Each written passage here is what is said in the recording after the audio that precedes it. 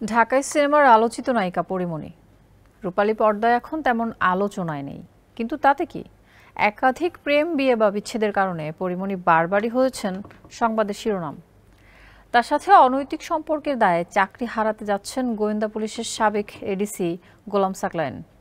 পরীমণির সাথে এই গোপন প্রেম নিয়ে এবার চাঞ্চল্যকর তথ্য দিলেন বোট ক্লাবের সাবেক নির্বাহী কমিটির সদস্য ব্যবসায়ী নাসির উদ্দিন মাহমুদ।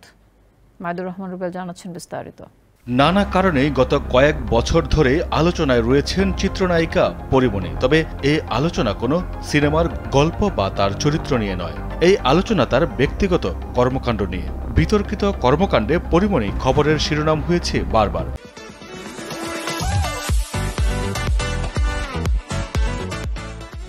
সম্প্রতি তার সাথে অনৈতিক সম্পর্কের দায়ে চাকরি হারাতে বসেছেন অতিরিক্ত পুলিশ সুপার গোলাম সাকলায়েন।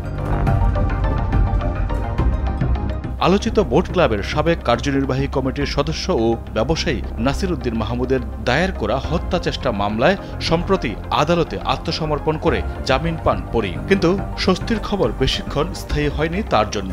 সেদিনই প্রকাশ্যে আসে পরীমণির সঙ্গে অবৈধ সম্পর্কের জন্য চাকরি হারাতে বসেছেন অতিরিক্ত পুলিশ সুপার গোলাম সাকলায়েন। সাকলায়েন পরীমণির রসায়ন নিয়ে যখন নতুন করে আলোচনা সমালোচনা, তখনই বিষয়টি নিয়ে গণমাধ্যমে কথা বললেন ব্যবসায়ী নাসির উদ্দিন মাহমুদ। তার মতে পরীমণির সঙ্গে গোলাম সাকলায়েনের সম্পর্ক ছিল আগে থেকেই। তিনি বলেন, যেদিন তাকে গ্রেফতার করা হয় সেদিন ডিবি থেকে সাকলায়েনের আসার অনুমতি ছিল না। তবু রহস্যজনক কারণে স্পটে দেখা যায় তাকে। বেশ উৎফুল্ল ছিলেন সাকলায়েন।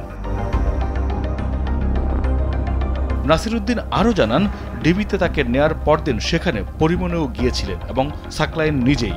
সাকলায়েনের সঙ্গে সম্পর্কের কারণেই সেই রাতের ঘটনা ঘটিয়েছেন পরী। এর পেছনে আরও সাকলায়েন থাকতে পারে বলে মনে করেন নাসির। এর আগে 2021 সালে এডিসি গোলাম সাকলায়েনের সঙ্গে সম্পর্ক গড়ে ওঠে অভিনেত্রী পরীমণির। ওই সময় সোশ্যাল মিডিয়া সহ বিভিন্ন প্ল্যাটফর্মে 1 মিনিট 39 সেকেন্ডের একটি ভিডিও ছড়িয়ে পড়ে। ভিডিওতে দেখা গিয়েছিল নীল ও কালো বেলুনে সুসজ্জিত একটি রুমে রোমাঞ্চে মেতে আছেন তারা। সেখানে সাকলায়েনের হাত ধরে কেক কাটতে দেখা যায় পরীমণিকে। 2021 সালের 13 জুন বোট ক্লাবের ঘটনার পর ধর্ষণ চেষ্টা ও শারীরিক নির্যাতনের অভিযোগে মামলা করেন পরীমণি।